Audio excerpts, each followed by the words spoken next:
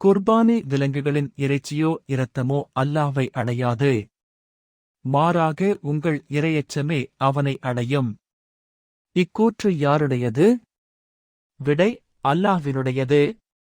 ஆதாரம்: எனினும் குர்பானியின் மாமிசங்களோ அவற்றின் உதரங்களோ அல்லாஹ்வை ஒருபோதும் அடைவதில்லை.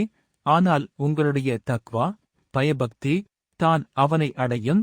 அல்லாஹ் உங்களுக்கு நேர்வழி காண்பித்ததற்காக அவனை நீங்கள் பெருமைப்படுத்தும் பொருட்டு இவ்வாறாக அவற்றை உங்களுக்கு வசப்படுத்திக் கொடுத்திருக்கிறான்.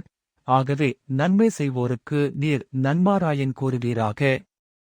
அல்-குர்ஆன், பிற்பகல் 10:37. குர்பானி விலங்குகளின் இறைச்சியோ இரத்தமோ அல்லாஹ்வை அடையாது.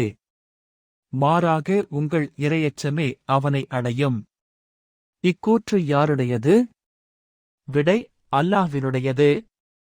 ஆதாரம்: எனினும் குர்பானியின் மாமிசங்களோ அவற்றின் உதரங்களோ அல்லாஹ்வை ஒருபோதும் அடைவதில்லை. ஆனால் உங்களுடைய தக்வா, பயபக்தி தான் அவனை அடையும். அல்லாஹ் உங்களுக்கு நேர்வழி காண்பித்ததற்காக அவனை நீங்கள் பெருமைப்படுத்தும் பொருட்டு இவ்வாறாக அவற்றை உங்களுக்கு வசப்படுத்திக் கொடுத்திருக்கிறான். ஆகவே நன்மை செய்வோருக்கு நீர் நன்மாராயன் கூறுவீராக.